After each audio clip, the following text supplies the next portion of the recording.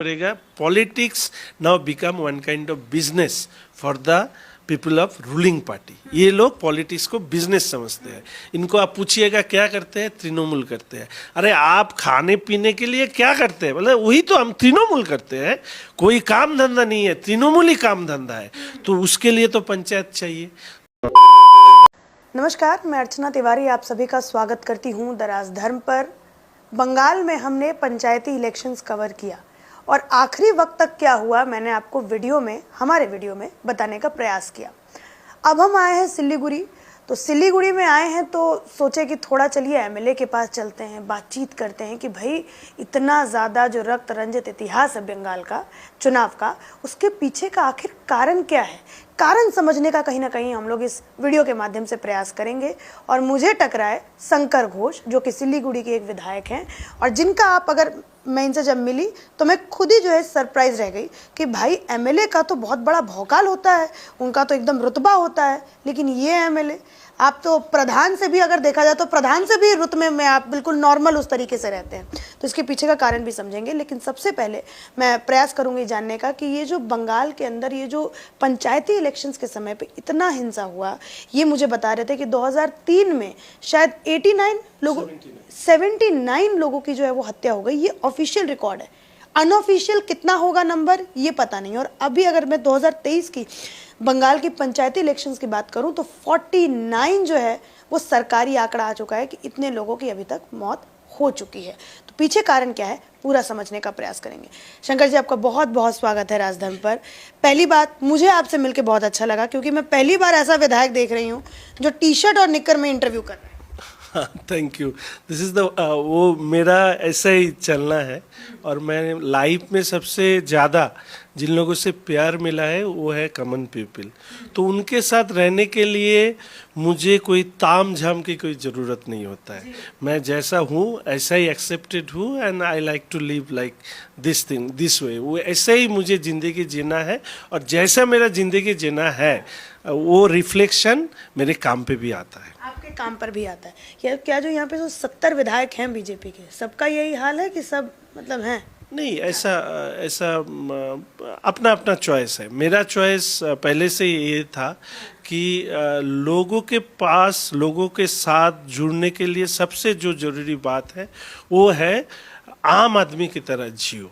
जैसे लोग comfort feel करें, आपके पास आए, आपके बात सुने और उनके बात वो दिल से बोल सके। क्योंकि कोई बैरिकेड जैसा कोई मेरे से बात करने में उनका फील ना हो, इसीलिए मैं हर वक्त कोशिश करता हूँ कि आम आदमी की तरह मैं जीऊँ, आम आदमी की बात करूँ and I should understand their feelings also, जैसे हम उसी के नज़र से हम दुनिया देख सकें। क्या बात है। आपने बहुत बड़ी और बहुत ही गहरी बात बताई है कि आप जो है वो लोगों के साथ मतलब आपसे आके कंफर्टेबली बात कर सके, अपनी परेशानी को आपसे बता सके, इसीलिए आप इस तरीके से रहते हैं। और ज़रूरी भी होता है क्योंकि अगर कोई बिल्कुल ऐसा मतलब उस तरीके से रहता है तो कोई ना कोई आम जो पब्लिक होती है वो थोड़ा सा हिचकिचाती है उस तक पहुँचने के लिए।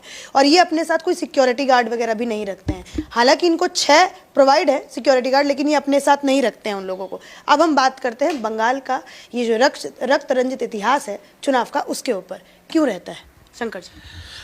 देखिए, बंगाल इंडिपेंडेंस से पहले और उसके बाद ये पॉलिटिकली वाइब्रेंट स्टेट है। इसमें ज़्यादातर लोग पॉलिटिक्स के बारे में बात करता है, पॉलिटिक्स में जुड़ा भी रहता है। इंडिपेंडेंस के टाइम में जितना भी स्ट्रगल हुआ उसमें बंगाल की एक बड़ी रोल था। और आप देखेंगे जितने भी सारे शहीद हुए हैं उनका आप लिस्ट निकालिएगा तो उसमें बंगाल की बहुत सारे लोग हैं।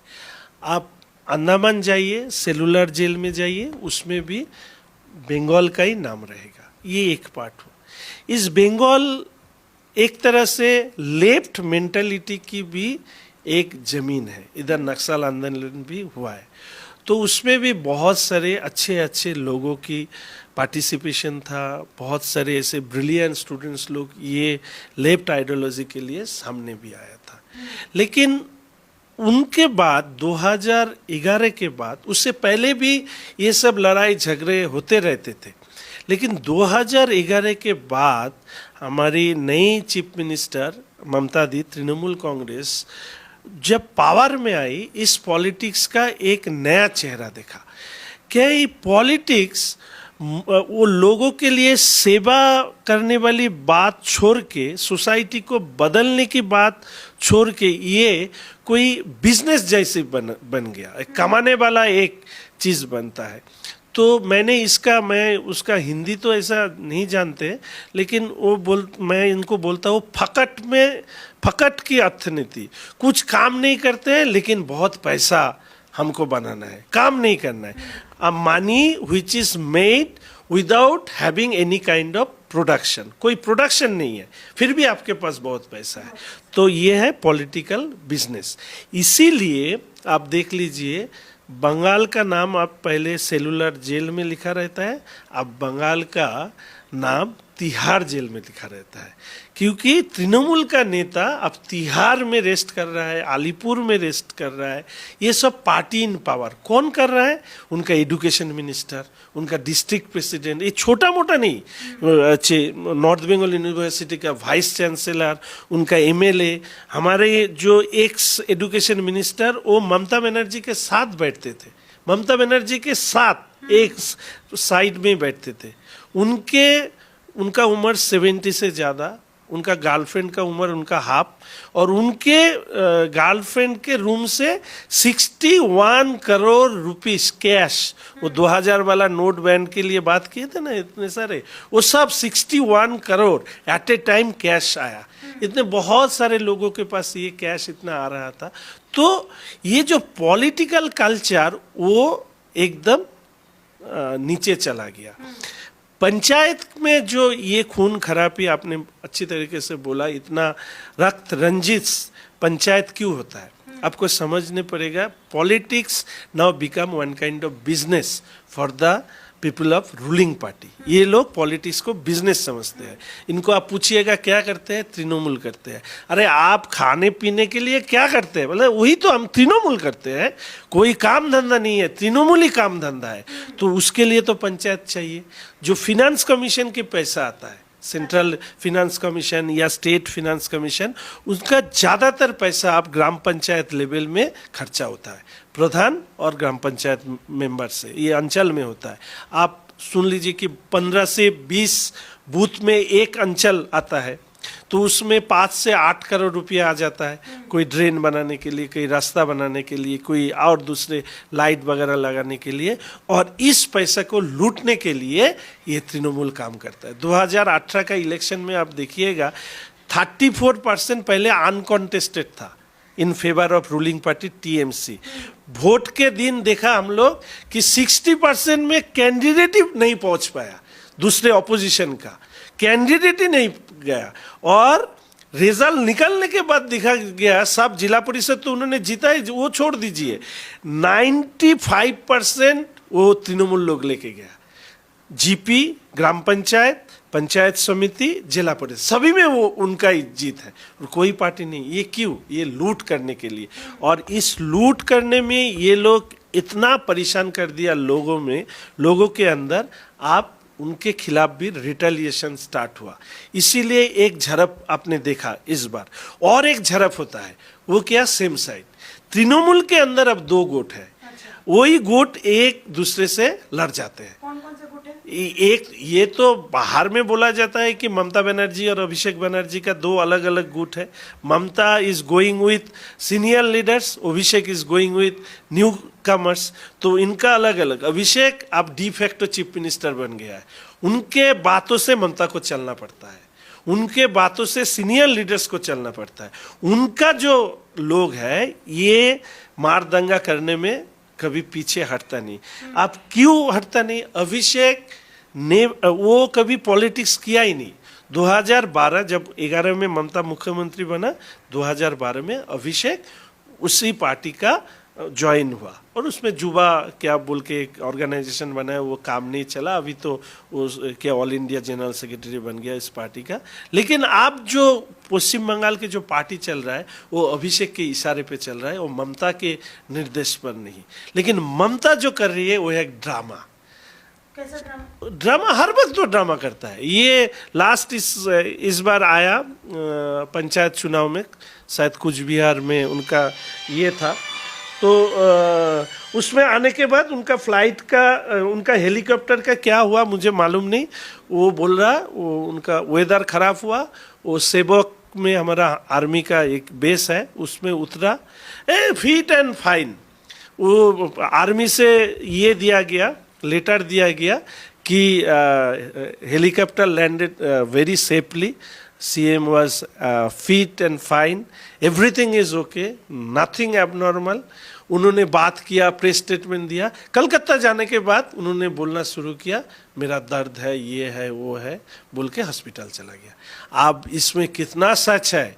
तो सेबक में जब उतरा तब एक था, कलकत्ता जाने के बाद एक था।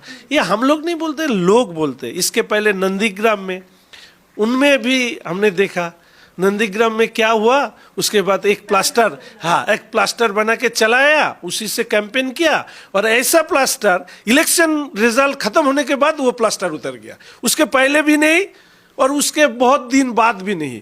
तो इसमें लोगों में एक ऐसे डाउट उनके बारे में है। इसके पहले सिंगूर का हंगर स्ट्राइक हुआ, 26 हंगर स्ट्राइक डे उनका हंगर स्ट्राइक था।